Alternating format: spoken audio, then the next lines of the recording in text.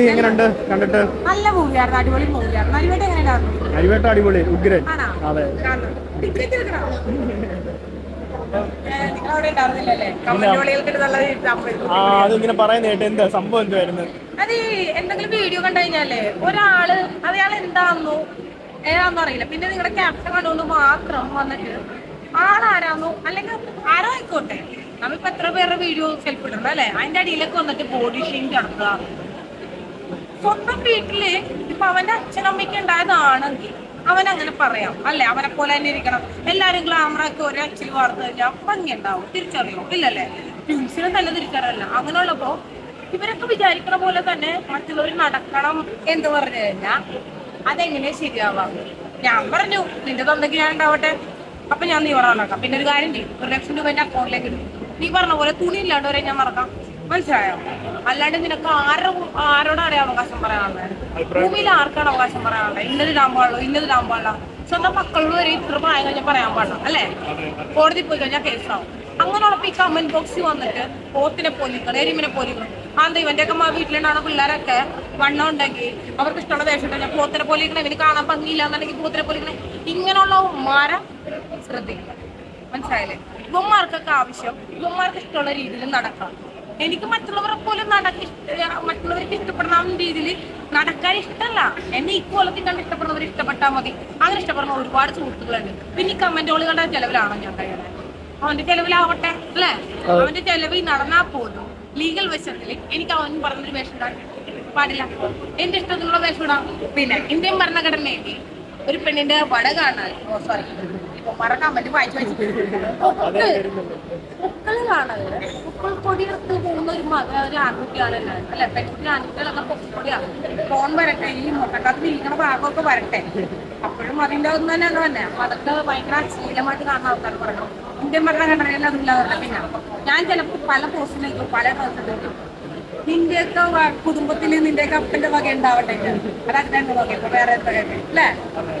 ഇപ്പൊ ഞാൻ എന്റെ വകയൊക്കെ എനിക്ക് അതും എന്താ പറയാ, എന്നെ വളർത്തിയതൊക്കെ കോളനിയിലും ഒക്കെയാണ്.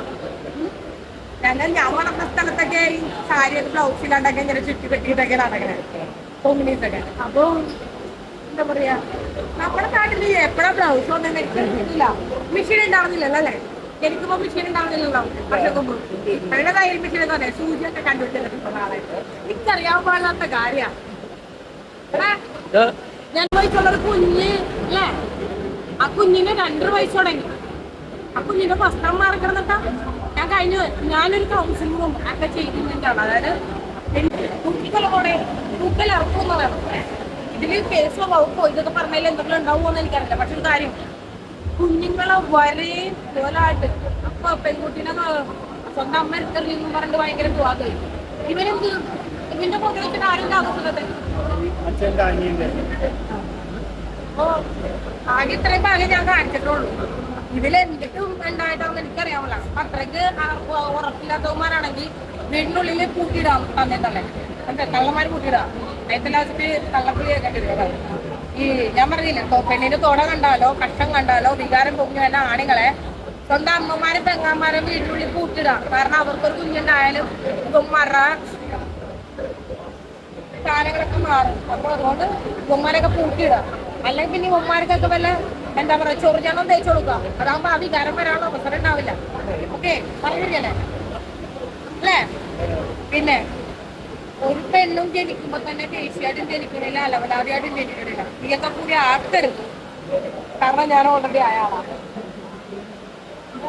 അന്ന് അവിടെ നടന്ന പ്രശ്നങ്ങളൊക്കെ കഴിഞ്ഞിരുന്നോ? അന്ന് അവിടെ നടന്ന പ്രശ്നങ്ങളിലേക്ക് ഇപ്പോഴത്തെ അവസ്ഥ? എടാ, ഇവിടെ എപ്പോഴാ പ്രശ്നമില്ലാത്തത്? ഇപ്പൊ സോഷ്യൽ മീഡിയ വന്ന് നിങ്ങളൊക്കെ, ഞാൻ പറയുന്നത് നിങ്ങൾ എന്റർടൈൻമെന്റ് ചാനലാണ്. നിങ്ങൾ അടിപൊളിയായിട്ട് ഫാഷൻ ഷോ പണ്ട് വർഷങ്ങൾ മുമ്പ് അല്ലെ, ഫാഷൻ ചാനൽ കാണാൻ സമ്മതിക്കൂല. എന്തിരിക്കണോ അതില് ഇന്നും അതേ മെന്റാലിറ്റിയിൽ കൊണ്ടുനടക്കണ കുറെ കണ്ട്. വിദ്യാഭ്യാസം ഉണ്ടോന്ന് ചോദിച്ചാ പിന്നെ ഒരു കാര്യം, ഇതിനകത്ത് കുറെ പെണ്ണുങ്ങളൊന്നും കമ്പനിയുടെ ആണ്. അവരുടെ പേജൊക്കെ ഞാൻ ചെക്ക് ചെയ്യാറുണ്ട്. ഞാൻ ഇവർക്കൊക്കെ മറന്നു കൊടുക്കുന്ന ആളാണ്. സത്യം പറഞ്ഞാൽ അവരെ ആരെങ്കിലും ഒന്ന് ശ്രദ്ധിക്കൂ എന്ന് പറഞ്ഞിരുന്ന കമന്റുകളാണ്. അത് ശ്രദ്ധിച്ചാൽ മതി. അപ്പൊ തീർന്നു. പിന്നെ പബ്ലിക്കിൽ ഇറങ്ങി നടക്കുമ്പോ പല ആൾക്കാരും കുറിച്ച് നോക്കാറുണ്ട്. എടാ എന്റെ കാലിലും കഴുത്തിലും കിടക്കണ വർഷത്തിന് മുമ്പ് കിടക്കണ സാധനങ്ങളൊക്കെ തന്നെയാ രുദ്രാക്ഷങ്ങൾ, കുത്തുമാല, കാലിലെ തടവള, ഇതൊക്കെ ഹനുമാൻ നമ്മുടെ അമ്പലത്തിൽ ചെന്ന ഹനുമാന്റെ കാലിൽ കിടക്കുന്ന സാധനങ്ങളൊക്കെ തന്നെ ഞാൻ ഇട്ടേക്കണേ. പക്ഷെ എന്താണെന്നറിയില്ല, അതൊക്കെ കാണുമ്പോ പ്രാന്താശുപത്രിയിൽ നിന്ന് ചങ്ങല പൊട്ടിച്ച് വന്നതാണോ അതൊക്കെ കുറെ ഡൗട്ടുകൾ ഉണ്ടാകും. ഇല്ല, ആ സിറ്റുവേഷനോട് പോയിട്ടില്ല പ്രൂഫ് പറയാം. പക്ഷെ ഒരു കാര്യം, അവിടുത്തെ മെയിൻ റിങ്ങാ എന്നത് ഇങ്ങനെ നാഗമളയാണ്. അതിന് പിന്നെ എന്നെ അനുകരിച്ച് കുറെ പേര് ഇടാൻ തുടങ്ങിയിട്ടുണ്ട്. അപ്പൊ നല്ലത് കൊണ്ടല്ലേ ഇടണേ. ഓക്കെ, ശിവ സാറിന്റെ രാജാന്റെ കഥാപാത്രത്തിന് എനിക്ക് ഭയങ്കര ഇഷ്ടമാണ്. കാരണം ഞാൻ ആ ഒരു അതുകൊണ്ട് തന്നെ അങ്ങനത്തെ ഒരു കഥാപാത്രം എനിക്ക് ഭയങ്കര അട്രാക്റ്റ് ആവണം. അതിന്റെ കമ്പനിയിൽ ആൾക്കാരെ തന്നെങ്കിൽ ഞാൻ പറഞ്ഞ ഡയലോഗ് മറക്കണ്ട. എന്റെ തന്തയ്ക്കല്ല ഞാനുണ്ടായ എന്റെ തന്തയ്ക്ക് അപ്പൊ ഇതുപോലൊക്കെ പ്രതീക്ഷിക്കാൻ പറഞ്ഞു. എന്റെ അപ്പന്റെ കഷ്ടത്തിൽ കൂടി ഞാൻ വന്നു കഴിഞ്ഞാൽ എന്റെ കാര്യത്തിൽ തീരുമാനം. അപ്പോഴും ഞാൻ ഇതേപോലെ തന്നെ ചിരിച്ചിട്ടുണ്ട്. പുറമോടിയിൽ എനിക്ക് അത്ര വിശ്വാസമില്ല. അതെപ്പോ വരയ്ക്കുന്നതാണ് കഴിഞ്ഞിട്ട് എന്താണ് ബുദ്ധിമുട്ടിക്ക് എടുക്കാം. നമ്മളൊരു മെഗാ സീരിയൽ ഓടിക്കാനുള്ള പരിപാടി. ഞാനില്ല, ഞാനുള്ളതെന്നല്ലോ മെഗാ സീരിയലുള്ളതല്ലേ.